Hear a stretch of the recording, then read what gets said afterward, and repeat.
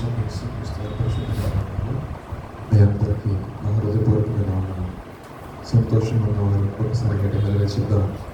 హల్లెలూయా, హల్లెలూయా. పరిశుద్ధ గ్రంథంలో అండి మన మాటలు చదవాలండి. ప్రతి వారం దేవుని బట్టి ప్రతి శనివారం ఈ రీతిగా కూడుకుని దేవుని ఆయనపరుస్తూ ఉన్నాం. అయితే చిన్న మనవి ఏంటంటే, మనం బయలుదేరే ముందు మన తోటి స్నేహితులు వస్తున్నారు లేదో ఒకసారి ఫోన్ చేసి అనుకోవడం కూడా చాలా మంచిది. ఎందుకంటే దినముల చదివే కనుక సమయాన్ని ఫోన్ ఇవ్వకుండా సద్వినియోగం చేసుకోవాలని ఆయన సందేశం. సో మనము మన యొక్క దేవుడి సన్నిధికి మనం బయలుదేరుతున్నప్పుడు మన తోటి సహోదరుడికి వీలైతే సంఘంలో ఉన్న మంచిగా మీకు సహోదరులుగా మంచిగా మీకు ఎవరికన్నా సహవాసం ఏర్పడితే మీరు వాళ్ళ యొక్క ఫోన్ నెంబర్ అన్నా నేను వెళ్తున్నాను, మరి మీరు కూడా వస్తున్నారని ఒకరి గురించి ఒకరి క్షేమ సమాచారం తెలుసుకోవడం తప్పు కాదు, ఏ విషయాన్ని సరే. ఎందుకంటే దేవుని యొక్క వర్తమానం ఇంట్లో వస్తున్నాము కాబట్టి అది ఎంతో సంతోషం. యెహోవా మందిరానికి వెళ్దామని జనులు నాతో అన్నప్పుడు నేను సంతోషించి తిని అని దావీదు అంటారు, అవునా కదా? సో మనం దేవుని మందిరానికి వస్తున్నప్పుడు 2-3 కలిసి మన ఫ్రెండ్స్ కలిసి ఉంటారు చర్చలు, వారితో మనం ఒకసారి ఇలా బయలుదేరుతున్నాం, మీరు కూడా వస్తే అందరం కలిసి దేవుని ఆరాధన చేద్దామని ఒకరికొకరు పురుడుకొని వచ్చినట్లయితే దేవుడు ఎంతగా మమ్మల్ని ఆశీర్వదిస్తారు. దేవునికి స్తోత్రం. ఈ రాత్రి కాల సమయం ముందు ఎక్కువగా కాకుండా క్లుప్తంగా ఒక 4 పాయింట్లు.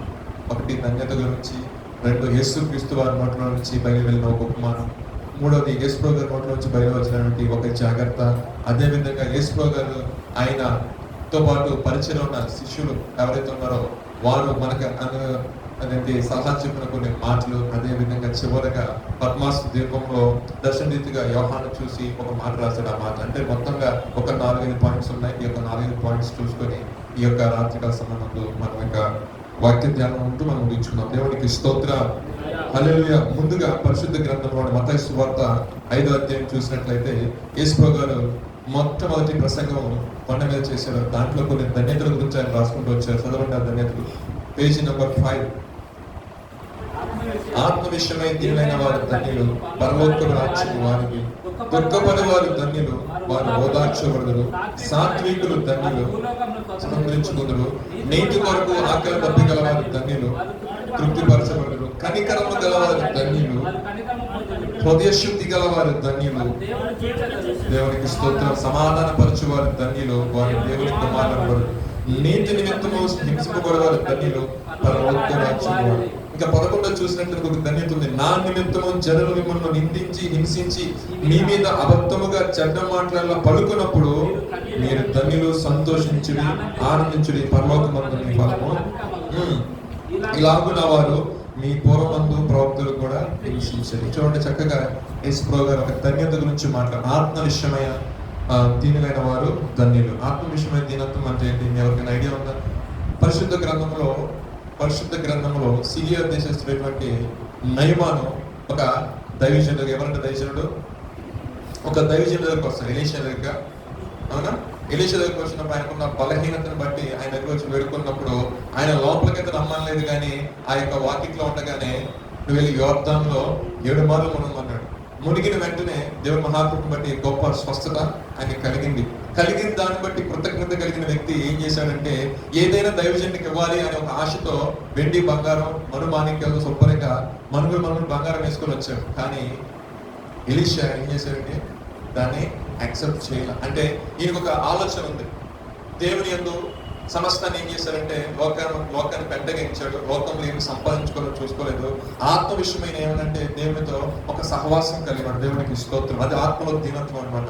చూసినట్లయితే అతని కింద పనిచేస్తున్న వ్యక్తి ఏం చేశారంటే అదే ధనాన్ని ఆశించి ఆ ధనం విషయంలో ఏం చేశారంటే ఆశ కలిగి రథం వెంబడి పరిగెత్తారు. అతనిలో ఆత్మలో దీనత్వం ఉందా అంటే, నా యజమానుడు ఎవరైతే ఉన్నారో, ఎవరి దగ్గర అయితే నేను పని చేస్తున్నానో, ఏ దైవజనుల దగ్గర అయితే నేను పరిచయం చేస్తున్నానో, ఆ యొక్క దైవజనుల యొక్క అడుగుజాడు నడవాల్సిన వ్యక్తి ఎలా వెళ్తున్నారండి? లోకాన్ని సంపాదించుకోవడం కోసం పరిగెడుతున్నా. కానీ ఎలీషా యొక్కకి వచ్చినప్పటికీ ఆయన ఏం చేశారంటే ఆయన యొక్క మనస్సు దేవుని యొక్క మనస్సుతో పనివేసుకుంది కాబట్టి ఆయన లోపలికి వచ్చి మాట్లాడే అవకాశం కూడా ఉంది. నువ్వు ఏ ఉద్దేశంతో వచ్చి ఉన్నావో ఆ ఉద్దేశం నీ పట్ల జరుగును కాక అన్నట్లుగా ఆయన ఏం చేశారంటే వెళ్ళి యోర్దానులో, అంటే చూడండి ఆత్మ విషయమైన దీనైన వారి ధనిలో పరలోక రాజ్యం వారిది. ఈ లోకంలో ఎలీషా తన యొక్క జీవితం చూసినట్లయితే తనకున్న ఎడ్లన్నింటినీ కూడా ఏలియా వచ్చి పిలవటం ఏంటి? ఏం చేశాడు ఎలీషా? మొత్తాన్ని తీసుకెళ్ళిపోయి సమర్పించేసి యెహోవాకు బలిగా అర్పణించేసి ఏమీ లేకుండా కట్టు బట్టలతో ఎవరు వెంబడించాడండి? ఏలియాను వెంబడించాడు. అవునంటారు కదా. ధనము ధాన్యము అనే రకాలుగా పేరు ఘనత అదే విధంగా సంపద వస్తున్నప్పటికీ కూడా ఆయన ఏమీ ఆశించలేదు. అందుకే దేవుడు ఏమన్నాడంటే అటువంటి వారు పరలోక రాజ్యం. దేవునికి స్తోత్రం, హల్లెలూయా. ఈ లోకంలో ధనం పోగేసుకోవద్దని చెప్పట్లేదు, కానీ నీ ధనం ఎక్కడ ఉంటుందో నీ మనసు అక్కడే ఉంటుంది. 2 లక్షలు 3 లక్షలు బీరువాలో పెట్టి రండి, తాళం వేసామో లేదని ప్రసాద్ గుర్తు చేసుకుంటాం. ఇంకా రెంట్గా ఉన్న వాళ్ళకి 4 రకాలుగా ఆలోచిస్తూ ఉంటారు. ఎవరు వెళ్తున్నారు, ఎవరు తింటున్నారు, సీసీ కెమెరాలు ఉన్నాయా, ఎవరున్నా ఏమి పట్టిపోతుంది, ఎవరెత్తాడు, ఎవరిని పట్టుకుంటారు. సో ఒక విషయం మనం గమనించాల్సిన విషయం ఏంటంటే ఆత్మలో దీనత్వం ఉండాలి. అంటే ఒక వ్యక్తి ఆత్మీయంగా అభివృద్ధి అవుతున్నప్పుడు ఈ భూ సంబంధమైన విషయాల మీద అతనికి అపేక్ష అనేది అధికంగా ఉండకూడదు. నువ్వు ఆ విధంగా ఆ యొక్క అపేక్షలు లేకుండా నువ్వు జీవిస్తున్నావు అనుకోండి, గొప్పగా నువ్వు ఏమవుతావు అంటే పరలోక రాజ్యం యొక్క స్థానాన్ని సంపాదించుకుంటావు. 2వ మాట చదువుతాం, దుఃఖపడేవారు ధన్యులు, వారు ఓదార్చబడతారు. నిజంగా అనేక మార్లు దేవుడి సన్నిధిలో మనం దుఃఖించుంటాం, అనేక పరిస్థితులు బట్టి మనం దుఃఖించుంటాం, అవునంటారు కదా. కానీ దేవుడు మనల్ని ఓదార్చలేనంటారా? ఒకరి తల్లి ఒకరిని ఆదరించినట్లే మిమ్మల్ని ఆదరిస్తాను అంటే మనం కన్నీటితో మన తల్లి ఏం చేస్తాం, మన దగ్గర కూర్చొని ఏం చేస్తాం, ఓదార్స్తుంది, ఆదరిస్తుంది. 4 మాటలు చెప్తారు, అయ్యా ఏం కాదులే, దేవుడు ఉన్నాడు, చూసుకుంటాడు, మన సహాయం చేస్తాడు, మన ప్రార్థన చేద్దాం. అంటే దుఃఖపడవారు ఖచ్చితంగా ఓదార్చబడతారు. ఎప్పుడు మీ యొక్క ముఖం మీద ఉన్న దుఃఖము ఇప్పటివరకు ఎగిరిపోతుంది. ఇప్పుడు జీవము గల దేవుడిని తెలుసుకొని జీవము గల దేవుని యొక్క మార్గం నడుస్తూ జీవము గల దేవుని యొక్క రాకడ కొరకు ఎదురు చూస్తున్నప్పుడు ఈ లోకంలో సంబంధించి శ్రమలే కానీ ఇబ్బంది దుఃఖమే కానీ మనకు అది అంటే ఎందుకంటే మనకు ఒక నిరీక్షణ ఉంది, ఎందుకంటే నా ప్రభు రాబోతున్నాడు, ఈ దినం ఈ రకంగా, ఈ క్షణం ఈ రకంగా ఉంది, కానీ నెక్స్ట్ మినిట్ నా దేవుడికి అద్భుతం చేయవచ్చు. ఎందుకు ఫస్ట్ స్టార్టింగ్ ఒక ఎగ్జాంపుల్ చెప్పాను. నయమాన్ యొక్క జీవితంలో ఎంతో దుఃఖం ఉంది, ఎంతో ఏడుపు ఉంది, ఎవరికి చెప్పుకోలేడు, బయటకు వచ్చిన దేహాన్ని చూపించుకునే పరిస్థితి. విలువైన వస్త్రాలు వేసుకుంటున్నప్పటికీ కూడా ఆ వస్త్రాలు తీసుకున్నప్పుడు అద్దము నుంచి ఉన్నప్పుడు తన దేహాన్ని చూసి ఎన్నిసార్లు కుళ్ళిపోయి ఉంటాడు, ఎన్నిసార్లు ఏడ్చి ఉంటాడు, ఎన్నిసార్లు తన యొక్క భార్య చెప్పి బాధపడి ఉంటాడు అంటారు కదా. జరిగినప్పుడే కదా ఇశ్రాయేలులో ఉన్న చిన్నది వచ్చి మా దేశంలో వ్యక్తి ఉన్నాడు, నిజంగా ఎంతో దుఃఖించవచ్చు, కానీ నా ప్రభుని ఆశ్రయించాడు అంటే శోభ గల దేవుని యొద్దకు వచ్చి తన సేవకుని యొద్దకు వచ్చి తన యొక్క సమస్యను చెప్పినప్పుడు సేవకుడు ఏదైతే మాట తన నోటి నుంచి సెలవిస్తున్నాడో ఆయన మాట నుండి జీవవాక్యాలు బయలుదేరి అంటారు కదా. ఈరోజు ప్రకటించిన నాలుగేం లేదు, కానీ వింటున్న మీకు దేవుడు ఆ శక్తిని ఇవ్వాలి. ఏదైతే మాట వెల్లడుతుందో ఆ వెల్లడుతున్న మాట నేను ఒక వాక్యం, దేవుడికి స్తోత్రం, అది జీవింపజేస్తుంది, ప్రాణాత్మ మూలుగుల్ని సరి చేస్తుంది. దేవుడికి స్తోత్రం, హల్లెలూయా. చూసినట్లయితే దుఃఖపడేవారు ధన్యులు, వారు ఓదార్చబడతారు. నీతి కొరకు ఆకలి దెబ్బగల వారు ధన్యులు, వారు తృప్తిపరచబడతారు. ఇదే సందర్భం ఇది ఏలియా జీవితంలో జరిగింది. సారేపతైన ఊరిలోకి వెళ్ళినప్పుడు ఆయన ఏమీ చేయలేదు, నీతిగా నిలబడిన వ్యక్తి.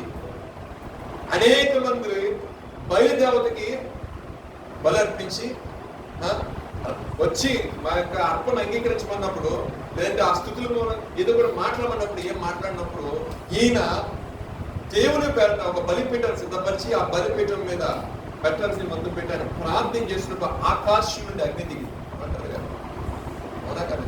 నీతి కలిగి ఉన్నాడు ఆయన. నీతి మంత్రుడు మొరపెట్టగంట యెహోవా ఉత్తరం ఇస్తాడు ఖచ్చితంగా. ఆయన మొరపెట్టాడంటే ఆకాశంలో నుండి దిగిన తర్వాత ఒక అద్భుతం జరిగింది. దేవునికి వ్యతిరేకంగా ఉన్న వాళ్ళందరినీ కూడా హతమార్చాడు.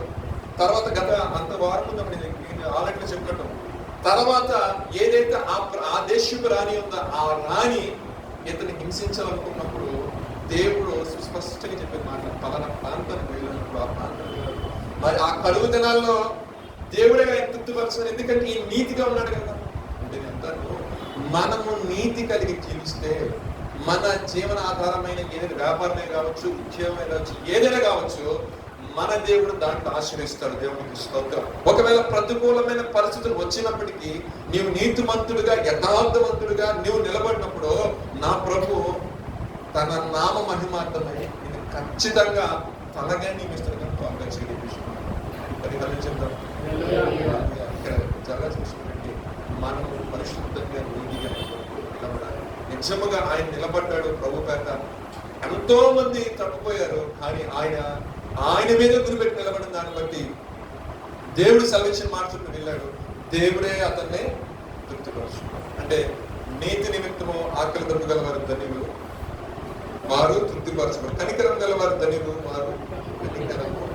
ఈ విధంగా చెప్పుకుంటూ వెళ్తే ధన్యతలు చాలా ఉన్నాయి. కానీ చివరిగా 11 చూడండి, నా నిమిత్తము జనులు మిమ్మల్ని నిందించి హింసించి పలుకున్నప్పుడల్లా దేవునికి స్తోత్రం. అంటే ఈ మాట చెప్తున్నాం, ప్రభుని యేసుక్రీస్తు వారు మనం అంగీకరించిన తర్వాత మనలో ఒక లాంటి వైరాగ్యం. నేను తెలుసుకున్న దేవుడిని అది మళ్ళీ చెప్పాలి, నేను తెలుసుకున్న సత్యాన్ని నలుగురు చెప్పాలనే ఆరాధన ఉంటుంది. అది ఉండకూడదని చెప్పట్లేదు, కానీ రైట్ ఉన్నప్పుడు నువ్వు ప్రార్థనాపూర్వకంగా పరిశుద్ధాత్మతో నింపబడిన వ్యక్తిగా, అంటే ఆయన అనుభవిస్తున్న వ్యక్తిగా ఏం చేయాలి ప్రభా, నేను క్రీస్తుని తెలుసుకున్నాను ప్రభా. ఒకప్పుడు నిజంగా నా జీవితంలో నేను ఎరగనప్పుడు నా జీవితం ఒకలాగా ఉంది, నేను తెలుసుకున్న తర్వాత నాకు ప్రవర్తన చాలా చేయించింది. నువ్వు గొప్ప దేవుడు కదా, నేను మేలు పొందాను కదా, నేను కొంతమంది చెప్తాను చెప్పడం తప్పలేదు. కానీ కొంతమంది ఏం చేస్తారు, నిందిస్తూ ఉంటారు, కొంతమంది అవమానపరుస్తూ ఉంటారు. కానీ ప్రభు సెలవిస్తున్న మాట నా నిమిత్తము అంటే ఎవరి నిమిత్తం? ఆయన నామం నిమిత్తము. ఏమైందండి చదవండి ఒకసారి.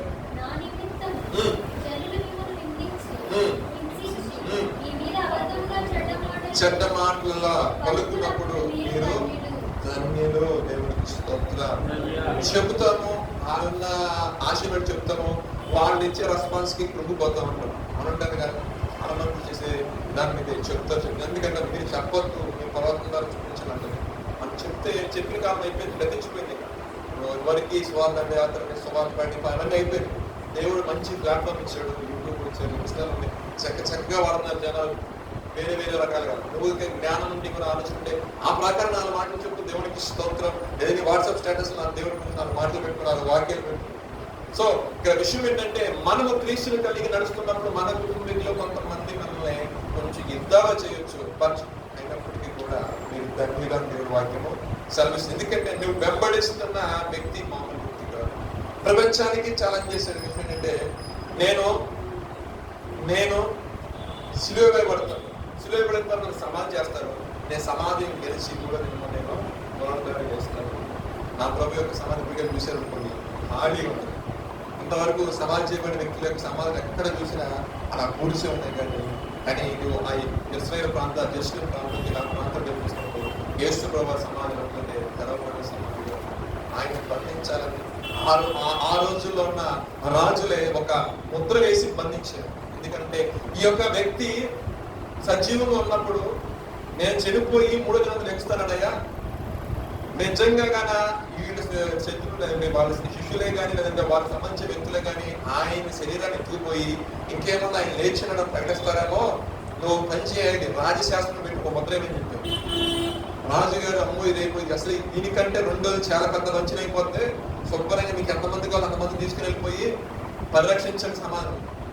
ఆకాశం నుండి దేవత అమాంతం దిగేసరికి ఆ ఆకస్మికంగా వచ్చిన వెలుగుకి, కలిగిన భూకంపానికి అక్కడ అందరూ కూడా మోర్చలు పడిపోయారు.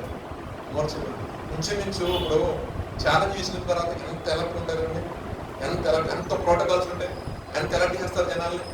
అవునా కదా? ఈ రోజు చిన్న ఒక మన రేవంత్ రెడ్డి గారు అంటే సీఎం ఒక హైటెక్ సిటీ సైడ్ వస్తున్నారు అనుకోండి, ఇమ్మీడియట్ గా ఆయన బయలుదేరుతానేసరికి అక్కడ వాతావరణం మారిపోతుంది. మాకు ట్రాఫిక్ అనేది క్లియర్గా ఉంటుంది, ఏముంది ట్రాఫిక్ ఉంటుంది. ఎందుకంటే సీఎం వెళ్ళేది చాలా నేర్చుకుని ఎక్కడ బ్లాక్ చేస్తారు. ఆయన వెళ్ళిపోయిన తర్వాత మనకు ట్రాఫిక్ అంటే ఎంత ప్రోటోకాల్ ఉంటుంది.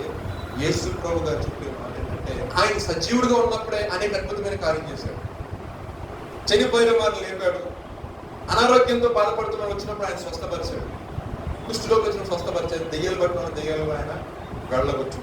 సో ఎన్ని చేసి చివరికి ఆయన అన్న మాట ఏంటంటే, ఇదిగో నన్ను సమాధి చేసిన తర్వాత 3వ దినం పునరుద్ధరణ చేస్తాను మాట్లాడాయా అన్నప్పుడు ఎంత టైం. ఎందుకంటే యేసుక్రీస్తు వారి యొక్క మాటలను కానీ, యేసుక్రీస్తు వారి యొక్క బోధనలు కానీ, యేసుక్రీస్తు అనే వ్యక్తిని ఈ సభ ప్రపంచం తెలుసుకోకూడదని ఆనాడే అనేక రకాలైన ప్రయత్నాలు చేశారు. కానీ ఆయన ఏం చేశారంటే సమాన పదవులు దేవునికి స్తోత్రం. నిజముగా ఆయన సజీవుడే లేచాడండి.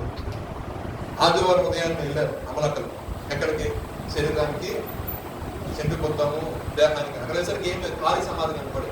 ఈ మాటని చెప్పగల కారణం ఏంటంటే మనం ఆరాధిస్తున్న దేవుడు సజీవుడు, దేవునికి స్తోత్రం. ఒక ఆయన అడిగారు, అస్సలు మీరు క్రైస్తవులే కదా, అసలు మీకంటూ అసలు బైబుల్ ఉంది అంటే ఒక ఆధారం చూపించండి అన్నప్పుడు ఇలా అంటున్నప్పుడు నేను మా ఇంట్లో వస్తాను, ఎప్పుడు మాట్లాడతాను ఆధారం ఉంటారు. అసలు ఇస్రాయేల్ దేశమే కనపడుతుందిగా అంటారు కదా, మనం కూడా రేపు ఇద్దరికి ఆధారం చూపించి బ్రదరు బైబిల్ ప్రకారం ఉంటారు. పక్కన మామూలు కాదు, అరే అబ్బాయి మేమే ఆధారం చెప్పి కానీ ఇస్రాయేల్ దేశ చరిత్ర మమ్మల్ని తెలుసు. ఇస్రాయేల్ దేశం, ఆ దేశానికి ఆ మూల పురుషులని యాకోబుని ఇస్రాయేల్ పిలిచిన వాడు అని అంటారు కదా. ఒక వ్యక్తి నుండి ఒక గొప్ప జనాన్ని తీసుకొచ్చి ఆ గొప్ప జనాన్ని ఒక దేశం వచ్చేసి సర్వ ప్రపంచం మొత్తం కూడా వాడు వాడి టెక్నాలజీ వైపు చూస్తుంది. అంతటి జ్ఞానాన్ని గురించి నేను ఏర్పరుచుకున్న వాడు ఆ యొక్క మనుషుల నుంచి వచ్చిన వ్యక్తే శరీరధారిగా పుట్టిన వారికి యేసు ప్రభువు దేవునికి స్తోత్రం. స్పెషల్ ప్రూఫ్ అవసరం లేదండి, పెద్ద ప్రూఫ్ అవసరం ఆరాధిస్తుంది. ఎందుకంటే వీలైతే దినములు చాలా తక్కువ ఉన్నాయి కాబట్టి అపవాదైన సాధారణంగా ఎయిర్పోర్ట్ లో ఉన్న వారిని సైకిల్ కూడా వాడు మోసం చేయడానికి ప్రయత్నం చేస్తాడు. లేడు కాదు అంటారు, అవునా లేదు కాదు. విశ్వాసంలో సన్నగిలిపోకూడదు. సో కొన్ని విషయాల్లో మనం ఆరాధిస్తున్న దేవుని బట్టి మనకేమైనా నింద అవమానం వచ్చినా మన విషయంలో కూడా దేవుడు అంటే అరే అబ్బాయి మీరు తండ్రిగా మీకు మిమ్మల్ని బట్టి కాదు కదా, మీరు నన్ను కలిగి ఉందని బట్టి సమాజంలో దూషిస్తుంది ఆయన ఏం పనులు. ఆ విషయంలో మీరు ధన్యులు, సంతోషించి ఆనందించండి. ఎవరైతే మీ మీద నిందేస్తారో, ఎవరైతే మిమ్మల్ని అవమానపరుస్తాడో, ఎవరైతే మిమ్మల్ని హేళన చేస్తారో పరలోకమందు మీకు రెట్టింపు ఆశీర్వాదం వస్తూనే ఉంటుందని చెప్పాడు దేవునికి స్తోత్రం. ఇంకొక విషయం ఏంటంటే ఎవరైతే, నేను చాలా వరకు చెప్తాను, ఎవరైతే నిందిస్తారో, ఎవరైతే అవమానపరుస్తారో ఒకనొక రోజున వాళ్ళంటే బ్రదర్ మీరు నమ్ముకొని దేవుడు గొప్పడు బ్రదర్, నిజంగా ఆ దేవుడు నమ్ముకుంటే మీరు ఈ స్థాయిలో ఉంటారు. అనేక మంది నేను మాట్లాడిన అనేక మంది పెట్టించిన సాక్ష్యం. సో మనము ఏ విషయమైనా సరే మనము నీతి యథార్థతను విడిచిపెట్టక ఆయన చెప్పాడు నేను ఎవరు నీ పొరుగు వాళ్ళని ప్రేమించు. ధర్మశాస్త్రం మొత్తం కూడా దీంట్లో కూడా అయిపోయింది. ఏం చెప్పాడంటే నిన్నెవరు నీ పొరుగు వారిని ప్రేమించు. పత్రికలు అదే రాస్తాడు, గొప్పగా ఆగ్నేశ్వరుగా నిన్నెవరు నీ పొరుగు వారిని ప్రేమించు. అంటే శత్రువులైనా సరే ప్రేమించు, శత్రువు అయినా సరే సాయంతో వచ్చిన వాడికి సాయం చేయి అని చెప్పిన పరిస్థితి దగ్గర దేవునికి స్తోత్రం. చూడండి, కొన్ని ధన్యత గురించి మనం మాట్లాడాలి. రెండో పాయింట్ కనుక యేసుప్రభు గారు తన నోటి నుంచి ఒక ఉపమానం చెప్పిన చదవండి. మత్తయి సువార్త 13వ అధ్యాయము మొదటి నుంచి చదవండి. చదవండి.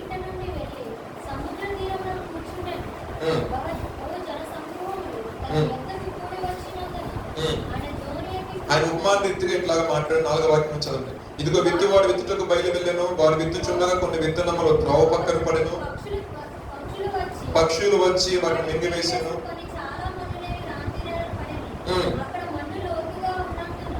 ఇక్కడ చదువుకుంటూ వస్తే టైం లేదు కాబట్టి నేను త్వరగా ఎక్స్ప్లెయిన్ చేస్తున్నాను. చూడండి, పాయింట్ ఇక మనకు అందరూ తెలిసిన పాయింట్, పరిశుద్ధమైన వాక్యం అనేది వ్యక్తపడుతుంది. కొంతమంది యొక్క హృదయాలు ఎలా ఉన్నాయంటే రాతి వల్ల ఉన్నాయి కాబట్టి విత్తనం వాక్యం అనేది పడుతుంది, కానీ అది ఎలా పడుతుందంటే త్రోవ పక్కన పడుతుంది. కొన్నేమో రాత్రిలో పడుతుంది, కొన్నేమో ముళ్ళ పొదలో పడుతున్నాయి, కొన్నేమో మంచి నీళ్ళ పడుతుంది. దాని నుంచి ఎక్స్ప్లెనేషన్ వచ్చేసరికి 13వ అధ్యాయం 18వ వాక్యం నుండి యేసుప్రభు గారు అసలు ఏంటనేది చెప్పుకుంటూ వచ్చారు. ఏంటంటే త్రోవ పక్కన పడిన విత్తనం అంటే ఎవరైతే వాక్యం వింటారో విని వెంటనే అంటే విత్తనం ఎత్తిన వెంటనే అపవాదం చేయాల్సినదని ఎత్తుకొని పోతున్నారు, దొంగలిస్తున్నారు. సో అటువంటి వాని యొక్క జీవితంలో ఎటువంటి మార్పు ఉండదు. సో వాక్యం అని మనం వింటున్నాము, వాక్యాన్ని మనము అన్వయించుకోకపోతే మన యొక్క జీవితంలో వాక్యాన్ని అన్వయించుకోకపోతే దేర్ ఇస్ నో ఫుడ్ అనేది మన యొక్క జీవితంలో ప్రతిఫలం అనేది ఉండదు. అసలు విత్తనం ఉంటేనే నీకు ఫుడ్ వచ్చేది అంటారు కదా, అసలు విత్తనం లేకపోతే ఫుడ్ ఎలా వస్తుంది? సో యేసు గారు చెప్పిన మాట అదే, త్రోవ పక్కన విత్తబడిన వాడు ఎవరంటే వింటారు అంతే. నిజమే, మంచి మాట ఎవరు చెప్పి మనం తీసుకోండి ఎప్పుడైనా సరే. నీకు అది బైబుల్ నుంచి వస్తున్న ఒక మంచి మాట వస్తున్నాను అన్వయించుకుని మన జీవితం మన బ్రతుకు మారుతున్నాను అంటారు కదా. ఏదైనా సరే మన పుస్తకాల్లో చాలా వరకు నేనైతే తెలుగు మీడియం చిన్నప్పుడు దురాశ దుఃఖానికి చేయడం అంటారు, చిన్న కథ, చిన్న మోరల్ స్టోరీస్ ఉంటాయి చిన్నప్పుడు, చిన్న కథలు. లాస్ట్ కి ఫైనల్ గా ఓపికతో ఉండాలని చెప్పేసి టాటా ర్యాబిట్ ఒక స్టోరీ ఉంటుంది. ప్రతి ఒక్క దాంట్లో ఒక మంచి ఒక నీతులు ఉంది. అవునంటారు కదా మనం చదువుకున్న పుస్తకాల్లో, పరిశుద్ధ గ్రంథంలో కూడా నిగూఢమైన నీతులు. అది ఎలా ఉంటుందంటే మనోనేత్రం వెలిగిపోయిన వాడికి ఏంటంటే దేవుడు దాచిన మర్మాలు బయలుపరచబడతాయి. తెలియని వారికి ఏంటంటే మన ఉదయం దేవునికి స్తోత్రాలు. అది వారితో వారిగా అధ్యయనం చేసి మన టైం వేస్ట్ చేసుకుంటే మోపరించి ప్రార్థన చేసుకోవడం చాలా ఉత్తమమైన మార్గం. త్రోవ పక్కన పడిన వారిలో దేవుని యొక్క వాక్యం ఉంది కాబట్టి చూస్తున్న ఫలాలు ఏమన్నా. ఇంకొకటి అంటే రాత్రి నిలబడిన వ్యక్తులు. రాత్రి నిలబడిన వ్యక్తులు ఏమైందంటే వర్షం వస్తుంది, ఎండ వస్తుంది, పనిచింది వేరు కూడా వస్తుంది, కానీ ఆ వేరు ఆ రాత్రిలో దిగదు. అంటే కొన్ని పరిస్థితులను బట్టి మీ యొక్క జీవితంలో అప్పుడు చదువుతా మాట చదువు 13:18 ఒకసారి 20 వాక్యం చదువు. రాత్రి విత్తిన వాడు వాక్యం వినిన వెంటనే సంతోషంతో దాన్ని అంగీకరించిన వాడు అయితే అతను వేరు ఏమైనా అతను కొంత కాలం వచ్చింది, కానీ వాక్యం నిమిత్తం శ్రమ హింస కలుగుగానే అభ్యంతరం పడును. చూడండి, చిన్న శ్రమ వచ్చిన, చిన్న ఇబ్బంది వచ్చిన ఈ యొక్క రాత్రి నిలబడిన వాడు వాళ్ళకి ఏమైంది, వేరేమైంది, లోతుకి వెళ్ళలేదు, అంటే నాటుకోలేదు. చిన్న శ్రమ. అందుకే కదా గాలివాన వచ్చిందంట, వరద వచ్చిందంట, రాత్రి మీద కట్టబడ్డ పునాది ఇచ్చిందంట, ఇసుక మీద కట్టబడ్డ పునాది ఏంటంటే. సో మనం వాక్యము అనుదినము కూడా మనము ధ్యానిస్తూ ఉండాలి. అనుదినము కూడా వాక్యము చేత మనము తృప్తిపరచబడాలి. ఏదో ఒక మంచి వాక్యము, మంచి మీకు నచ్చిన సేవకుడు యూట్యూబ్ లో నెంబర్ ఆఫ్ మెసేజ్ వస్తుంది మంచిగా. చూడండి, పరిశుద్ధ గ్రంథంలో శాస్త్రంలో ఒక మాట నేను లాస్ట్ కవర్ చేస్తాను. దాంట్లో మంచి సేవకుడిని మీకు పర్వాలేదు, మనం వింటున్న వాక్యం బట్టి మన ఆత్మీయ స్థితి గ్రాడ్యువల్ గా మనకి ఇంప్రూవ్మెంట్ ఉంది అనుకున్న వ్యక్తి యొక్క వాక్యాన్ని సబ్స్క్రైబ్ చేసుకుని తప్పలేదు. అర్థమవుతుందని చెప్పేది. ఆ వాక్యం నీలో ఉందనుకోండి, దేవుని యొక్క వాక్యం నీలో ఉందనుకోండి, నువ్వు ఫలిస్తావు. నీ జీవితం ఆశ్రయించబడుతుంది. ఎందుకంటే జీవితంలో చూడండి, సంతోషించాడు, ఆనందించాడంట, కానీ శ్రమ ఇబ్బంది వచ్చేసరికి ఏమైపోయింది, ఎందుకని వేరు అవుతుంది. సో పై భక్తి చేసేవాడు కేవలం ఏంటంటే సండే వస్తుంటే పోతుంది, ఉపవాస ప్రార్థనలు అటువంటి పెట్టాం అనుకోండి, సంఘాలను 6 గంటలు పెట్టాం, కనపడబెట్టాడు. అలాగనే రాని వారు నేను విమర్శించట్లేదు, దయచేసి గమనించాను. రమ్మని కూడా చెప్పట్లేదు. అది నీ యొక్క ఆత్మీయ స్థితి. ఆత్మీయంగా నువ్వు ఎదగలుగుతున్నా, లేదంటే అభివృద్ధి పొందకుండా, ఆత్మ సంబంధంగా ఇంకొంచెం మేలు దేవుడు అనుభవించాలి.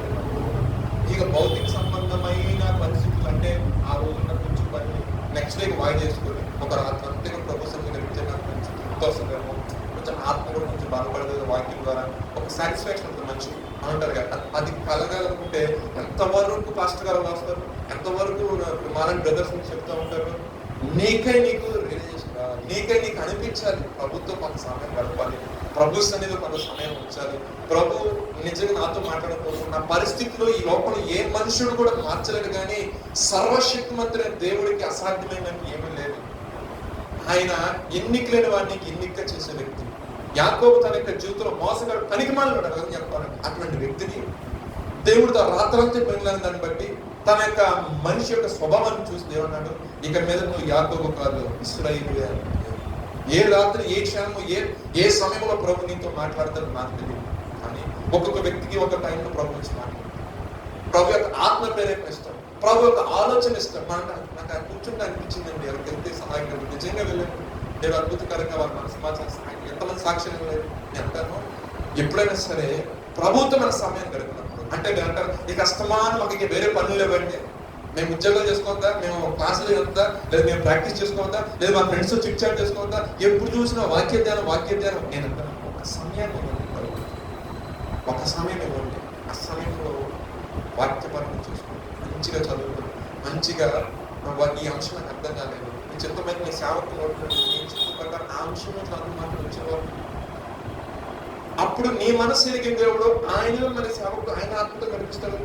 ఆయన నీకు కావాల్సిన వర్తమానాన్ని ఇక 2 రకాలను బలపరచబడతాం. ఒకటి, ఆ వాక్యం ఏంటి తెలిసింది. 2, ప్రభు నీతో ఉన్నాడని ధైర్యం నీకు కలగజేస్తాడు. దేవునికి స్తోత్రం, హల్లెలూయా. 3వది, ముళ్ళ పొదలో పడిన విత్తనం. దాంట్లో చూసినట్లయితే పాపం ఎరుక తిరిగింది, కానీ అవి ఏం చేస్తాయండి, ముళ్ళ కంచెలు ఏం చేస్తాయి, మించి వేస్తాయి. అంటే తనకు ఆసక్తి ఉంది, కానీ ఐహిక విచారాలు, లోక అమ్మో ఎవరు అనుకుంటారేమో, మన బంధువులు అనుకుంటారేమో, అది పట్టుకెళ్తే ఆ రోజులు గతించిపోయింది. దేవుడికి స్తోత్రం, హల్లెలూయా.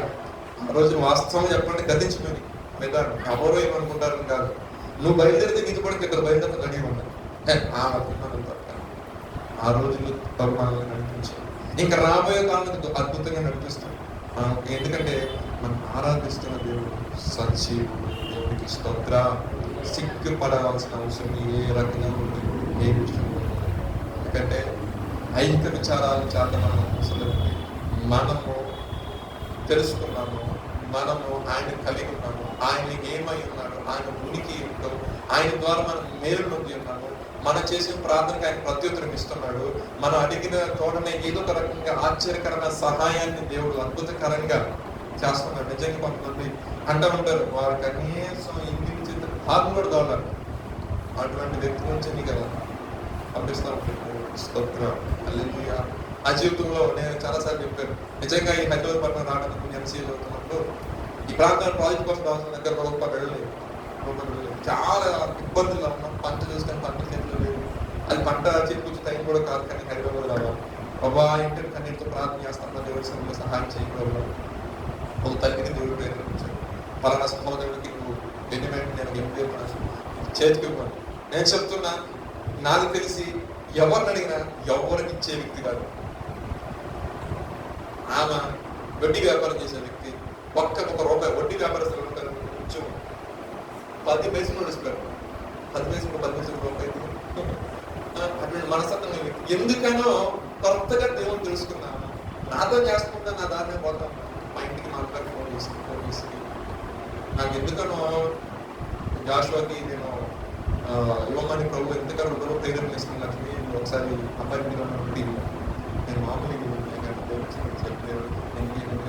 ఏం చెప్పిందో ఈ మాస్టర్ గారు కూడా. ఎందుకంటే ప్రతి ఆదివారం మాస్టర్ గారికి కావాల్సిన క్లాస్కి చిన్న క్లాస్తో చక్కగా కాఫీ ఇంట్లో ఏమంటేగా బూస్ట్ ఇంకో పక్కన ఏంటి పెట్టి రట్టుకోళ్ళు పెట్టి వేరే ప్లేస్ వచ్చేవారు మా ప్రాంతం దయచేసి.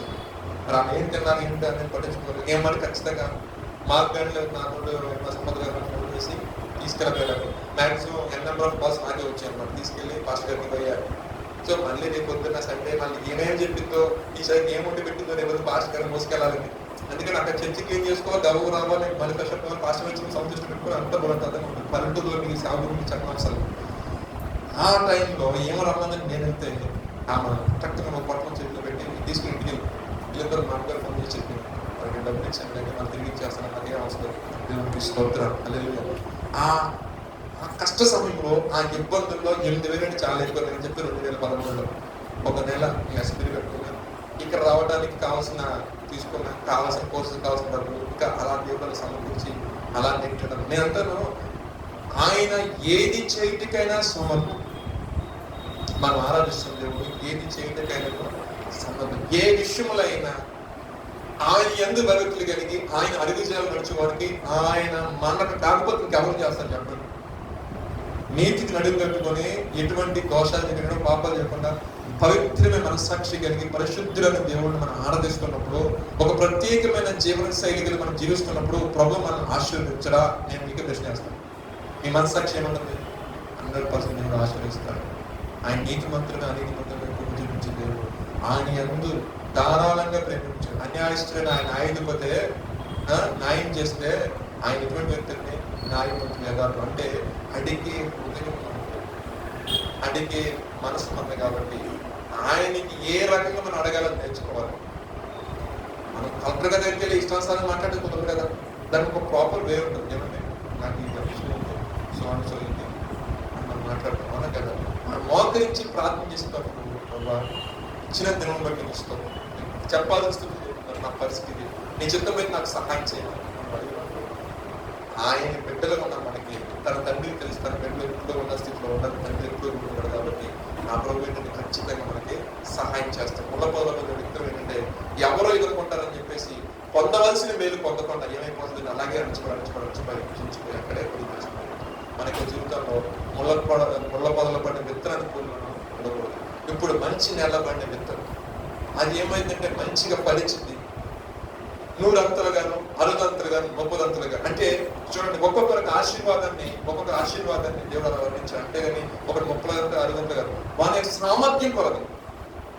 కనుక సామర్థ్యం కొలదు. ఇప్పుడు కొన్ని అకాలంగా కొంచెం గాలి వర్షం వచ్చిన కొన్ని ఫ్రూట్స్ అనేవి రాలిపోతా ఉంటాయి. కొన్ని చెట్లు చూడండి, ఎంత గాలి వర్షం వచ్చినా కొంచెం స్టాండర్డ్గా ఉంటుంది. దానివల్ల నూరంతలుగా, అరదంతలుగా, ముప్పదంతలుగా అలాన్ని కానీ మన యొక్క జీవితంలో వింటున్న వర్తమానము, దేవారాత్మ ధ్యానిస్తున్న వాక్యం మన హృదయం నిలిచి ఉన్నప్పుడు అది ఏమైందంటే మంచి నేల పడిన విత్తనాన్ని పోలుతుంది. కాబట్టి 100%, 100% ఫలాన్ని అనుభవిస్తాం. ఎప్పుడైతే విశ్వాసం కర్తను అనుసరించాలన్న ఆయన వైపు చూస్తూ నీ గురు ఆయన వైపు నిలిపి, నీవే నాకు ఆధారము, నీవే నాకు క్షేమాధారం, అయినా నువ్వు తత్తు నాకు వేరొక మార్గం, వేరొక సహాయం లేదు, నా ఆశ్రయదుర్గము నీవే, నా కొండ నీవే, నా కోట నీవే, నా దాగుచోటు నీవే. ఎంత బాగా చెప్పాడు దావీదు. అసలు నిజంగా ఆయన అన్ని నీవే నీవే నీవే అన్నాడు. అంతే, నా బలము నీవేనయ్యా, నా ధైర్యము నీవే, ఎంతటి ఘనతకు కారణబుద్ధులు కూడా నీవే అని దేవుడు పెట్టించాడు. అలా మనం నేను అనే దాంట్లో నుంచి అన్నిటి కారణం నువ్వే అనిపించినప్పుడు సమస్త ఘనతకు మూలం దేవుడు. అట్టి ఘనత ఆయన తీసుకొని అంతే ఘనతనే, రెట్టింపు ఘనతకి మనకి పాత్రలు చేయడానికి ఆయన ఇష్టపడే దేవుడు. మనం మన తల్లిదండ్రులని ఎగ్జాంపుల్ చెప్తాను, చిన్న ఎగ్జాంపుల్. మన పేరెంట్స్కి మనము ఒక మంచి ఏమంటారు పలానా అబ్బాయి పలానా అమ్మాయి అన్నప్పుడు మన నుంచి సాక్ష్యము మంచిగా ఉందనుకోండి, మన తండ్రులకు సంతోషపడతారు అంటారు కదా. అప్పుడు తండ్రికి మనిషి ఆలోచించింది ఏంటంటే, అయ్యో నా బిడ్డలో ఎటువంటి పరిమాణం పని చేయకుండా ఎంతగానో పరిశుద్ధంగా నీతిగా జీవించారు కాబట్టి వీరి కొరకు దాచిపెట్టింది, వీళ్ళకి మంచి సత్ప్రవర్తన ఉన్నారు, వీరు మంచి నా నామానికి మంచి పేరు వచ్చారు కాబట్టి వీరు సంతోషించినట్టు నేను ఏదో కూడా చేయాలి. ఇది అర్థమవుతుంది. సో లోకంలో ఒక తండ్రి అలా ఆలోచించినప్పుడు లోకం తండ్రి ఆలోచించారు, మన విషయం ఎంత బాగా ఆలోచిస్తారు. ఒక్క వరంతో కాదు మీరు తృప్తిపరచు, అనేక రకమైన కృపా వరాలతో మనం నింపబడాలని దేవుడు ఆశపడుతున్నాం. మన యొక్క జీవితంలో వాక్యం ద్వారా మనం ఎల్లప్పుడూ వాక్యానుసారంగా నడిచినప్పుడు ఏమైంది మన జీవితంలో అనేక రకమైన కృపా వరముల చేత మనము నింపబడతాం. నువ్వు ప్రత్యేకంగా వెళ్ళిపోయి చేతులు పెట్టి ప్రార్థన చేయని అవసరం, కానీ మోక నుంచి ప్రార్థన చేస్తే ప్రభావం డెలివరీ చేస్తాడు. హల్లెలూయా. మనం ప్రత్యేకంగా వెళ్ళిపోయి స్వస్థగా అన్నింటికి వెళ్ళిపోయి వచ్చిన అవసరం, నువ్వు ఉన్న గదిలో ప్రభావ పరిస్థితులను సరి చెయ్యి, పరిస్థితుల విషయంలో సహాయం చెయ్యి, ప్రక్షాళన చేయి ఆయన, కన్నీటితో ప్రార్థన చెయ్యి. నా ప్రభు నీ మొరవిని ఖచ్చితంగా కార్యం చేస్తారు. నువ్వు వెళ్ళవసరం వాళ్ళు వచ్చి నీకు దేవుని సన్నిధిలో సాక్షి. అయితే నీకు గమనించాల్సిన విషయం ఏంటంటే, యేసుప్రభు గారు ఒక శ్రేష్టమైన మానవ పరిశుద్ధం కడతారు. ఏంటంటే సిరియా దేశంలో అంట నయమన్ ఒక్కడే కుష్టి వ్యాధి కలిగిన వ్యక్తి కాదు. అర్థమైనా చాలా మంది ఉన్నారు, అది విట్టేసుకుంటారు అన్నమాట. కానీ నయమాన్ ఒక్కడికి స్వస్థత వచ్చింది. ఎందుకని? నయమాన్ చిన్నపిల్లలు చెప్తున్నారా, పెద్ద పిల్లలు చెప్తున్నారా, ఎవరు చెప్తున్నా ఇలా అలా చోట ప్రాపుతున్నాడు, ఆ ప్రాపుకి ప్రార్థన చేయించుకో, నీకు స్వస్థత కలిగింది. మా ఇంట్లో పని చేస్తున్నాను, నా నీ మాట నేనంటే అలా ఏమో అంటారు కదా, నేను సామెతలు ఉంది. అలాగే ఈ మాటలు ఏముందో, ఇన్ని ప్రయత్నాలు చేశాను కదా అని ఒక విశ్వాసంతో పోయాడు. గొప్పగా దేవుడు అద్భుతకరంగా స్వస్థత. చిన్న విషయం ఏంటంటే, ప్రకటించబడుతున్న వాక్యము మన దగ్గరికి వస్తున్నప్పుడు ముందు తప్పు లేదు. వాక్యం కరెక్ట్గా వస్తుందా లేదా, వస్తుందా కరెక్ట్గా మనం చెప్పే సాగు కరెక్ట్గా మనకి ఆ విధానం కరెక్ట్గా అవుతుందా లేదా మనసులో ధ్యానించుకోవా. ఒక మాట నాకు దయచేయి, ఒక శ్రేష్టమైన మాట నాకు దయచేయి, నా ఆత్మీయ జీవితాన్ని సరిచేయగల మాట దయచేయి. నేను ఏదో వాక్యం చెప్దాం అనుకున్నా, కానీ ప్రభు నాకు ప్రేరేపించిన మాట ఒక ధన్యత గురించి చెప్పమన్నాడు. రెండు ఏంటంటే, విద్దుమాను గురించి ఉపమానం గురించి ఆ ప్రేరేపణ రావడం వల్ల మధ్యాహ్నం నుంచి మనం ఏ వాక్యం చెప్పాలి ప్రభు అన్న ఫోన్ చేశాడు. మార్నింగ్ ఆలోచిస్తా ఉన్నప్పుడు ఈ మాట గుర్తొచ్చింది. సమయము చాలా తక్కువ ఉంది కాబట్టి అబ్బాయి ఏం చేస్తాడంటే, ఎయిర్పోర్ట్లో ఉన్న వాళ్ళందరూ కూడా వాడు ఏం చేస్తాడంటే కలుపుతా ఉంటాడు, అబ్బాయి కొంచెం జాగ్రత్తగా ఉండమని చెప్పు. అండ్ అదేవిధంగా విశ్వాసులైన అనేక మంది ఏం చేస్తారంటే జస్ట్ తిప్పేదంటే, లోతు భార్యకి విశ్వాసం లేదంటారా? ఉందా? జస్ట్ ఏదో అయిపోతుంది, ప్రభుత్వం తిరిగింది, ఏం ఆశించింది తిరిగి మళ్ళీ ఆ లోకం వైపు చూసి, లోక సంపద మొత్తం పోతుంది, ఇదంతా కూడా నాశనం అయిపోతుంది, ఒక ఆశ లేదు. కానీ లోతు అయితే ఒకటి అనుకున్నాడు, అడ్డే చూడమన్నాడు, మీరు అడ్డే చూడండి, నాకంటే మీద చేయి వేసిన లోకం తట్టు చూడకూడదు మన జీవితం. సో మన జీవితం ఏంటంటే మంచి నేలబడిన విత్తనం వల్ల మనం ఉన్నాం. విన్న వాక్యాన్ని మనకి అన్వయించుకొని మనం నడిచినట్లయితే మన యొక్క జీవితాల్లో దేదీప్యమానంగా మాకు ఇంకొక మాట చెప్తారు. కీర్తన 1వ అధ్యాయం మనం చూసినట్టు దుష్టులు ఆలోచిస్తున్నాడు, ఒక పాపుల మార్గం, ఒక అభాసు కూర్చోడక యెహోవా ధర్మశాస్త్రం 2వ యెహోవా ధర్మశాస్త్రం ఆనందించుచు దేవారాత్రులు దాన్ని ధ్యానించువాడు ఇదొక ధన్యత. ఏ ధన్యత అండి? వాక్యం ధ్యానించడం కూడా ధన్యత. నీకు ఓర్పు ఉందనుకోండి, దేవారాత్రులు ధ్యానించు. లేదంటే నీకు ఒక బైబిల్ పట్టుకుని చదవసల. దేవుడు ఏంటంటే ఇంకో మాట కూడా చెప్తారు, కొంతమంది వ్యతిరేకిస్తున్నారు, కొంతమంది కొంచెం సాధిస్తున్నారు కాబట్టి అబ్బాయి ఓపెన్ చేసి స్మార్ట్ ఫోన్ వేసుకో, యాప్ దేవుడికి తీసుకోవచ్చు, యాక్సెప్ట్ పెట్టుకో, ఆడియో కూడా అని వాక్యం చెప్తాను ఏముండదు గొప్పగా. ఎవరికి ఇబ్బంది లేదు, ఎవరికి అనుకుంటా అన్న ఇన్ఫీరియారిటీ కూడా అవసరం అంటారు కదా, అంటారు అన్నా లేదు. మన కుటుంబంలో మన ఒక్కరు దేవుడు నమ్ముకున్నామండి, ఆ ముందు బైబిల్ చదువుతాం అన్నదే నాకు ఇది కూడా చాలా బాధ కలుగుతాయి. అటువంటి వ్యక్తి మనసు కూడా బాగా గాయపరచకూడదని దేవుడు ఏం చేసి నీకు ఒక స్మార్ట్ ఫోన్ ఇచ్చాడు చక్కగా, దానికి ఆడియో బైబిల్స్ ఆఫ్లైన్ డౌన్లోడ్ చేసి పెట్టుకోండి, హెడ్సెట్ పెట్టుకోండి, బ్లూటూత్ పెట్టుకోండి, ఆన్ చేసుకోండి. వాళ్ళ పనులు అంటారు నువ్వు వాక్యం వాక్యం పొడిగిన తప్పుడు ఏమన్నా నిద్ర రావట్లేదు, బైబిల్ చదివి తప్పదు వచ్చారు అబ్బాయి కూడా సదమూడికి చాలా మంది చెప్పుకున్నారు నిద్ర రావట్లేదు అన్నప్పుడు చెప్పారు బైబిల్ చదివి 2 నిమిషాలు కనపడరు అక్కడక్కడ లేదు మాకు ప్రార్థన అంటే ప్రార్థన వెళ్ళిపోతుంది. ఒక ఆడంటే అంట ఆల్రెడీ మీరు తగ్గొచ్చేస్తుంది, అమ్మాయి ఎంత భక్తులు మనం ఎందుకు వస్తుందంటే అక్కడ బాగా నిలబోతున్నాడు. అది కొంతమందికి ఏంటంటే వింటా ఉంటే నిలబడతా ఉంటుంది. అలాగే ఒక జీవితంలో దివారాత్రులు ధ్యానించాలి. పగలు నీ యొక్క పనిలో ఒకటండి మనకి ఇచ్చిన వర్క్ని నమ్మకంగా చేయాలి. ఏ ఆఫీస్లో ఉన్న స్టూడెంట్ తన చదువులో వాడు నమ్మకంగా రాణించాలి. సో జాబ్ చేసే వ్యక్తి వర్క్ వర్షిప్ అన్నట్టుగా తన యొక్క ఏదైతే దేవుడు మన ఆశ్రయించిన ఉద్యోగంలో దాన్ని చేయాల్సిన ఆయన దాన్ని చేయాలి. సేమ్ టైం మనము వాక్యానికి కావాలి దేవునికి కావాల్సిన దేవుడినట్లయితే మన యొక్క ఆత్మీయ స్థితి అనేది చాలా బాగుంటుంది. మనం ఎలా ఉంటుంది, వెలుగు వల్ల ఉంటాము. ఆ వెలుగు ఏం చేస్తానంటే అనేక మనకి వెలిగించడానికి ఆ క్యాండిల్ ఒక క్యాండిల్ వెలిగించాలి, దాని ద్వారా 1000 క్యాండిల్స్ వెలిగించవచ్చు అని అంటారు కదా. మనం దేవుడు పెట్టి అన్ని చేతులకు మనల్ని దేవుడు ఏం చేశాడు, ఒక వెలుగుగా ఉంచుకున్నాడు. దేవునికి స్తోత్రం. అదేవిధంగా యేసు ప్రభువు మన నుంచి ఒక జాగ్రత్త చూసి మనం పెంచుకుందాం. మత్తయి సువార్త 7:15 వాక్యం ఉపమానం గురించి చూస్తున్నాం. అదేవిధంగా అబద్ధ ప్రవక్తల గురించి అండర్లైన్ చేసుకోండి. అబద్ధ ప్రవక్తల గురించి జాగ్రత్త. వాళ్ళు ఎలాగుంటారో చెప్తాను సార్, ఒక లైన్ చదువు. వేసుకొని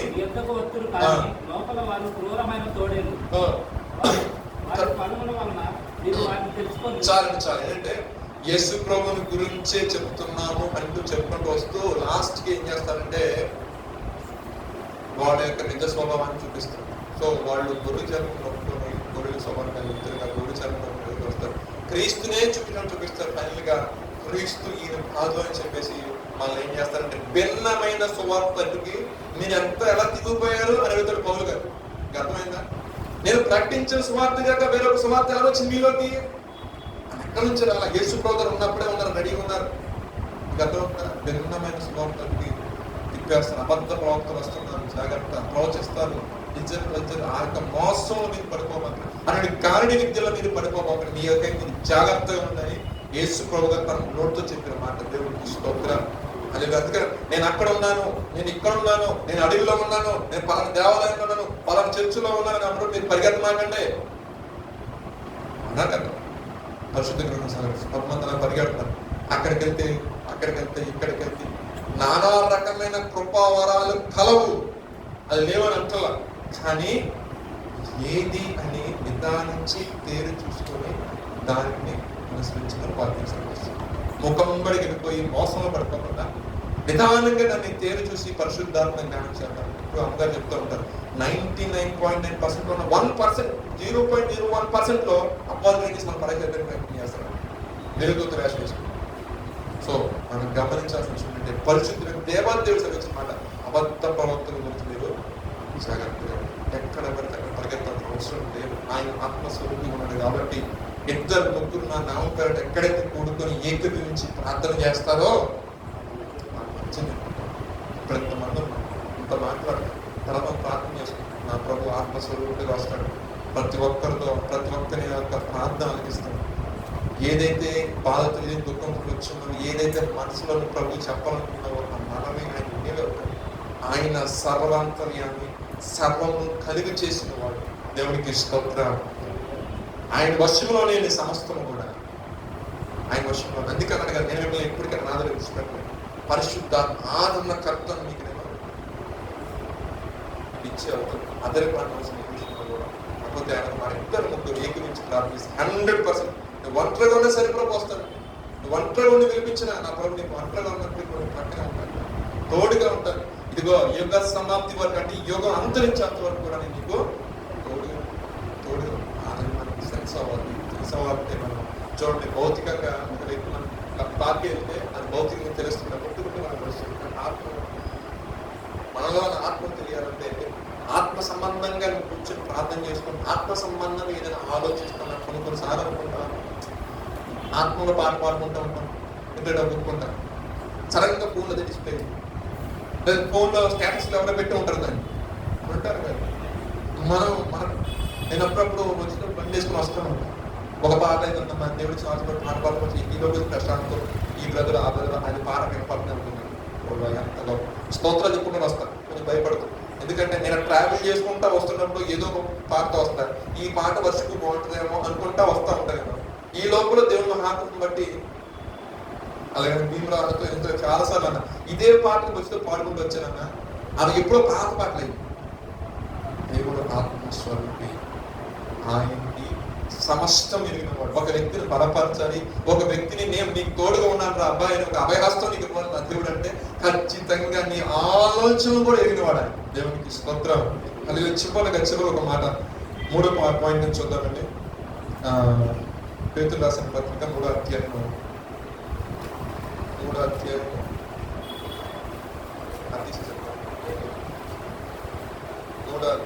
8వ మొదటి తుదకు మీరందరూ ఏక మనస్కులై ఒకరిని సుఖ దుఃఖముల యందు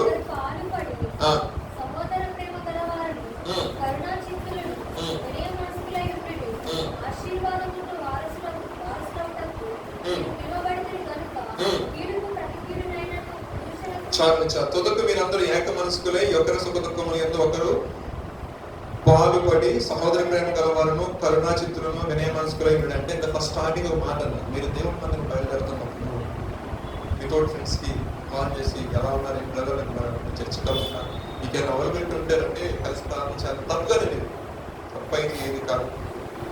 దేవుడి వాక్యం సెలవిస్తుంది. వాళ్ళు నిజంగా మాటిని ఆ బ్రతున్న కార్యక్రమం మేము కూడా వస్తా ఉంటాం. నిజంగా ఒకరిని దేవుడి సరి నడిపించిన వ్యక్తి అవుతుంది. ఎవరు నడిపించే అవసరం లేదండి. మనము పక్కన ఉన్న బయట ఉన్న వాళ్ళందరి కోసం వాతావరణం బాగు చేసిన అవసరం లేదు.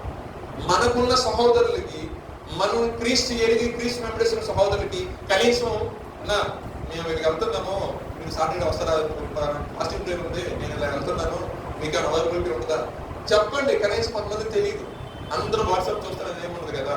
సో సరదాగా ఆ ఫ్రైడే రోజు ఒకసారి మీరు స్టాటస్ పెట్టుకొని ఎన్నో గాస్పల్ చర్చ్ పలానా టైమింగ్స్ పలానా ప్రేయర్ జరుగుతుంది, పలానా సాటర్డే ఈవినింగ్ ప్రేయర్ జరుగుతుంది. ఆ రోజు నువ్వు రాలేకపోయి నీ స్టాటస్ చూసి నాకు తెలుసుకున్నారా ఇది ప్రేయర్ జరుగుతుంది ఎందుకు చాలా అంటే ఇండైరెక్ట్ గా దేవునికి శుభార్తము అదే చెప్తాను. ఏక మనసుకులైనండి, ఏక మనసు సహోదర ప్రేమ. ఒకరి యొక్క సుఖ దుఃఖాల బాధగా ఉన్నాడా వెళ్ళండి, పరామర్శించండి, మాట్లాడండి, వీలైతే కూర్చోండి, ఇద్దరు కలిసి దైవజనం చెప్పండి, ప్రార్థన చేయించుకోండి. పాస్టర్ గారి కోసం ఇప్పుడు అవైలబిలిటీ ఉంటాయి. 24 పైసా ఏ విషయంలో ఇబ్బంది మనం అసలు ప్రార్థన చేస్తాను. ఇబ్బంది నెంబర్ కూడా అవైలబుల్ మీకు వాట్సాప్లో ఉంది. మీరు ఏ టైం మెసేజ్ పెట్టినా చూసినట్టు లేదంటే ఎవరు చూసినట్టు మీకోసం ప్రార్థన చేస్తారు. ఇబ్బంది ఏమీ లేదు. కాకపోతే మీ విశ్వాసం అనేది ఎలా ఉండాలంటే గొప్పగా ఉండాలి. మనం మెసేజ్ పెట్టుకున్నాం, విశ్వాసం సహాయం చేస్తాం. ఖచ్చితంగా నీకోసం ఖచ్చితంగా ఏదో ఒక వ్యక్తి 100% 100,000 మందిలో ఒక వ్యక్తి కూడా మెసేజ్ చదువుకుంటారు 100%. కనీసం ఆ మెసేజ్ నా కంట్రోల్ ఉన్న మెసేజ్ ఎవరు ప్రేరేపిస్తూ వస్తే ఫస్ట్ ఆఫ్ ఆల్ ఎక్కడ ఉన్నా సరే ఒక్క నిమిషంలో కనీసం 15 to 20 seconds కళ్ళు మూసుకుని ప్రభావ ఈ మెసేజ్ విషయంలో సహోదరులు పెట్టారు, ఈ విషయం సహాయం చేయండి. రెస్పాన్సిబిలిటీ ఎందుకు చూశాను కాబట్టి చదివాను కాబట్టి దాని విషయంలో లెక్క ఉంటుంది. సో ఒక విషయం సహోదరు సొంత తప్పు కరుణ మంచి మనసు కలిగి వినయముతో ఒకరినొకరు అది కాదండి ప్రేమ. యెస్సుగా చెప్పే ప్రేమ అదే కాదు. ఇబ్బందుల్లో మనకు సహాయం చేయాలి, హ్యాపీగా ఎవరో చాలా ఇక్కడ చదువుతున్నట్టు ఆశీర్వాదములకు వాసనకు మీరు పిలువబడుతుంది కనుక కీడుకు ప్రతి కీడును దోషము ప్రతి దోషణను చేయక నోటికి వచ్చింది కానీ మనం మాట్లాడేటప్పుడు కదా ఏదైనా సరే ఆశీర్వాదమునకు వారసులకు మీరు పిలువబడుతుంది కనుక కీడుకు ప్రతి కీడు చేయొద్దు, ఎవరిని కూడా మీరు దూషించకండి. ఒకవేళ దూషించాల్సి వచ్చి గదా అనకంటే దీవించినట్టు మా అమ్మని ఎవరు నేను చిన్నప్పుడు చేస్తే తింటాను అమ్మ ఎప్పుడు ఆ మాట మాక ఎప్పుడు మాట వీడికి ఖాళీ లేకుండా వీడికి దీవించుకోవడం ప్రార్థన అంటే ఆమె పాపం వీడికి అసలు ఖాళీ ఉండదు. పెళ్ళి అయిన పిల్లలు వీడికి అసలు ఖాళీ ఉండదు, నిజంగా అసలు ఖాళీ లేకుండా చిన్నప్పుడు ఒక కానీ ఇప్పటికీ ఏమన్నా చిన్నపాటి ఏదో చేస్తున్నా సరదాగా అంటారు ఇంట్లో ఆ విషయంలో కూడా దీవించు దీవించు దీవించు దీవించు. ఈ రోజే స్టార్ట్ అయితే మన రేపు ఏళ్ళు అంటే మాకు ఇలా పరిగెడుతూనే ఉంటుంది లైఫ్ అనేది అనమాట. ఎందుకంటే మనం దేవుడు ఆశీర్వదించడానికి పిలిచాడు, శిప్పించడానికి కాదు. ఎందుకంటే మీరు శిప్పించవద్దు, మీరు దీవించండి. శత్రువులు మీరు వచ్చి నానా మాట్లాడినప్పుడు మీరు క్షమించు ప్రభావ, మీరు విషయంలో సహాయం సమాధానం కలిగి, మీరు నెమ్మది కలిగి కూడా వీడు ఆలోచన మార్చుకోవా, వీరి పట్ల ఓ కార్యం జరిగించండి తండ్రి అని చెప్పేసి ఆనందించడం ఇంపార్టెంట్. మీకు దేవుడు వాటిని చాలా చిత్రంగా చదువుకుంటాడు. ఇంకొక పాయింట్ 16 వాక్యం చదవమని ముగించుకుందాం.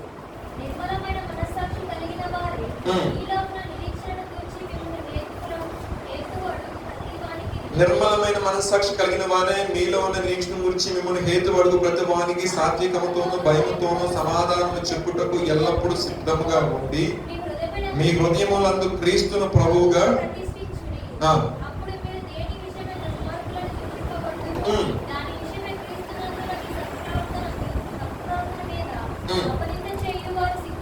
అపనింద మీ మీద చేసే వాళ్ళందరూ కూడా సిగ్గు పొందుతారు. ఏ విషయంలో మనం దుర్మార్గులు అది అంటున్నారో మనకి ఇమ్మీడియట్ గా తెలుసుకున్నారు ఏంటంటే ఆ విషయంలో నీ యొక్క హృదయంలో ప్రభుని ప్రతిష్ఠించుకో. అదేదైతే దుర్మార్గత ఉందో ఆ దుర్మార్గం అనేది బయటకు పోతుంది. ఎందుకంటే వెలుగు వచ్చిన తర్వాత చీకటికి అంత మాత్రం కూడా తావు ఉండదు కాబట్టి. సో మనం ఇంకా వ్యక్తిగత జీవితంలో గమనించాల్సిన విషయం ఏంటంటే ప్రభుని మనం హృదయం ప్రదర్శించుకున్నప్పుడు చీకటి వెళ్ళిపోతుంది. కాబట్టి ఎవరైతే మన మీద నిందలు వేస్తారో అపనిందలు వేస్తూ ఉంటారో వాళ్ళందరూ కూడా ఏమంటారంటే సిగ్గు పొందుతారని దేవుడు ఒక వాక్యము సెలవిస్తుంది. ఎందుకంటే చదువుకుంటూ వచ్చినట్లయితే 20 వాక్యం చదవం ఒకసారి.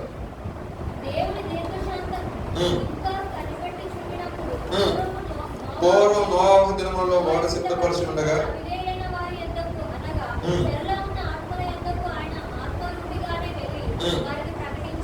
చాలా చాలా చాలా ఇక్కడ చూసి నోవహు దినాల్లో జరిగిన సంఘటన కూడా పరిశుద్ధాత్మగా మనకి తెలియజేస్తున్న విషయం ఏంటంటే నోవహు దినాల్లో అందరికి వాక్యం ప్రకటించబడింది, 8 మంది మాత్రమే రక్షించబడ్డారు. అదేవిధంగా యేసుప్రభు గారు ఆయన చనిపోయినప్పుడు ఆయన ఏం చేశారంటే ఆ ధర్మంలోకి వెళ్ళి కొన్ని ఆత్మ ఉన్నాయి కదా వారిని అందరినీ కూడా ఆయన చెరలగా ఎంత నీతిగా పరిశుద్ధంగా నిలిచిన వాళ్ళందరినీ కూడా ఆయన ఏంటంటే చెరలగా ఆయన తీసుకెళ్ళి అక్కడ కూడా స్వార్థ ప్రకటించాడు. ఆయన ఎంతమంది దృష్టి కూడా మనకు తెలియదు కానీ చెరలగా ఆయన తీసుకెళ్ళిపోయాడు. అంటే యేసుప్రభు గారు రాకముందున కొంతమంది ధర్మశాస్త్రం కొంతమంది ఉన్నారు కదా వాళ్ళందరూ కూడా స్వార్థ ఆయన 3 దినాలు ప్రకటించడం నుంచి ఆయన పునరుద్ధరణ లేచేటప్పుడు చెరలగా ఆయన తీసుకున్నట్టు పరిశుద్ధ గ్రంథంలో రాయడం. ముందు నిమిత్తమే అధికారుల మీదను శక్తుల మీదను దేవదూతల మీదను అన్నిటికంటే కూడా ఆయనకి పైన ఇవ్వబడినట్ట దేవుని యొక్క కుడిపార్శ్వం ఆయన ఆశీర్వాదం. ఎవరు చేయలేని త్యాగం ఆయన మన పట్ల చేస్తున్నాడు. ఆ యొక్క విషయం మనం గమనించాలి. ప్రాణం పెట్టాడు ఆయన పెట్టంటే ఆయనకి తీసుకునే అధికారం ఉంది కాబట్టి ఆయన పెట్టుటకు తీసుకున్నకు ఆయన ప్రాణం తెచ్చాడు. ఆయన లేగనుకున్న అదే ప్రాణం ఆయన తీసుకొని పునరుత్థానే లేచాడు. ఒక మాట మీరు అడగొచ్చు, మీరు చూసారా అంటే ఆయన పునరుత్థానే లేచిన వెంటనే వెళ్ళిపోవాలి తండ్రి దగ్గరికి. 40 దినాలు భూమి ఉన్నాడు. ఎమ్మయ్య ప్రాంతంలో ఇద్దరు వెళ్తున్నప్పుడు వారితో మాట్లాడి వారి హృదయాలు మండిని అంట. వాళ్ళ హృదయాలు మండిని అంట. అలాగే పేతురు ఇక లేదు ప్రభు లేదు ఏం లేదని చెప్పేసి కొంతమంది బలహీనం ఉంటారు. లేదని చెప్పేసి మరలా చెప్పబట్టుగా పోయాడు. మరలా ప్రభు పునరుద్ధరణ వేసిన తర్వాత 40 దినాలకి భూమి ఉన్నాడు. అక్కడికి వెళ్ళి పేతురు బలపరిచి సంఘాన్ని చాలా రకాల బోధించి ప్రభు యొక్క కనువిప్పు కలిగేసినప్పుడు మరలా తిరిగి పడిపోయినట్టు ఎక్కడో పరిశుద్ధంలో అయిపోయాడు. అలా అనేక రకాల అర్థం చేస్తూ ఆయన వెళ్తారు ఆశ్చర్యించి పరిశుద్ధాత్మ ఆయన వెళ్తారు పైకి వెళ్తారు. దేవతలు ఏ రకంగా వెళ్ళాడు ఆయన మేఘరుడే మరలా సంఘం ఎత్తబడుతుంది. 100% జరుగుతుంది. ఎవరైతే నీతి న్యాయములు కలిగి దేవుని భయభక్తులు కలిగి చెడుతనం అసహించుకొని పరిశుద్ధ మార్గం నిలుస్తూ ప్రభు కొరకు ఎవరైతే ఖచ్చితంగా 100% వాళ్ళు ఎత్తబడతారు. ఆయన ఖచ్చితంగా వారి కొరకు ఆయన వస్తున్నాడు కాబట్టి మనం ఆయన సిద్ధపడుతుంది. అందుకంటే చివరిగా రెవల్యూషన్ చాప్టర్ 20:15 వాక్యం ఎవరి పేరైన జీవగ్రంథంలో ఆయన పడకపోతే అది ఆ జీవగ్రంథంలో మనకు పేరు రాయబడాలి అంటే మనకి ప్రవక్తలు అనేది ఆయనకి ఇష్టకరంగా ఆయన ఏదైతే ఆయన పెద్దగా ఏం చెప్పలేదు. నీ పూర్ణ హృదయంతో నీ పూర్ణ మనసుతో నీ పూర్ణ ఆత్మతో నీ దేవుడిని కనపరచు. తల్లిదండ్రులకు విధేయత కలిగి ఉండాలి. చక్కగా నిన్ను వల్ల నీ పొరుగు వారిని ప్రేమించుకొని ఆజ్ఞయించాడు. ఇంకన్ని ధర్మశాస్త్రం ఇచ్చిన ఆజ్ఞలన్నిటి తీసుకొచ్చేసామంటే నిన్ను వల్ల పొరుగు వారిని ప్రేమించు. ప్రేమ, సమాధానం, ఐక్యత కలిగి ఉంటుంది. చెడుతనాన్ని విసర్జించి నీతిగా నడపడం కనుక అంటే మినిస్ట్రీ. సో మనం కూడా ఆయన్ని సొంత రక్షణ అంగీకరించిన మనము మన యొక్క వ్యక్తిగత జీవితాల్లో అనుకరించిన రక్షణ నిర్లక్ష్యం చేయక దాన్ని రక్షణ పొందుకోవడం కూడా కొంతమంది వార్తలు మనస్సాక్షి వ్యక్తులు ఏమైపోతారంటే లోపల వ్యక్తులుగా కాకుండా అనుగ్రహించిన రక్షణ నశించే వారికి అది వెళుతామే కానీ రక్షించబడుతున్న మనకి దేవుని యొక్క శక్తి అయి ఉందన్న విషయాన్ని గ్రహించి ఈ రక్షణ వలన మన ప్రభు యొక్క రాజ్యాన్ని చేరతాం. కాబట్టి అన్ని విషయాలు మనం మోకరి ప్రారంభించినట్లయితే దేవుడు మనకి అద్భుతకరంగా మంచి నేలపడిన వ్యక్తులను ఏ విధంగా ఫలించిందో మన యొక్క జీవితాన్ని కూడా ఆయన ఫలింపు చేయడం కాక. మనం చూడండి 5 పాయింట్లు నేర్చుకుని ఫస్ట్ ధన్యత గురించి మనం తెలుసుకుని ఉన్నాం. ధన్యతలు 40 రకాలు యెహోవా ధర్మశాస్త్రం ఆలోచించి దేవాల ధ్యానించేవాడు కూడా ధన్యుడు. అంటే వాక్య ధ్యానం వల్ల. రెండోది దానికి ఉపమానం ప్రభు చెప్పిన త్రోవబద్ధమైన వ్యక్తులు 4 రకాల వ్యక్తులను తెలుసుకున్నాం. అదే విధంగా 3వ పాయింట్ వచ్చేసరికి ఏం చేశారు? 3వ పాయింట్ చెప్పండి. అబద్ధ ప్రవర్తన జాగ్రత్తగా ఉండమని చెప్పాడు. అవునంటారు కదా. 4వ పాయింట్ వచ్చేసరికి హృదయంలో మన దేవుడిని ప్రతిష్ఠించుకోవాలి. అప్పుడు మనలో ఉన్న దుర్మార్గం మనలో ఉన్న చీకటి కానీ చీకటి ఎంతమంది ఉండదు. కాబట్టి ప్రభుని హృదయంలో వచ్చానుకోండి చీకటి కార్యం చీకటి కాలం ఏముండదు. ఒకటే ధ్యానం ఉండదు. నేను దేనికోసం వచ్చాను, నా పని ఏంటి అంటే ఇక్కడ ఒకటి ఒక డిసిప్లిన్ అనేది వస్తుంది. అనాలోచనలు రావు. ఎక్కువ భూసమైన ఆలోచనలు రావు. ఇక ఫైనల్ గా జీవగ్రంథం మనకి ఖచ్చితంగా ఉండాలి. లేకపోయినా చిన్న మాటలు చేయడం క్లాసులు ప్రార్థన చేసుకున్నాం. చిన్నగా క్లుప్తంగా మనందరూ సహోదరుడు సతీష్ అని చిన్న ప్రార్థన చేస్తున్నాం.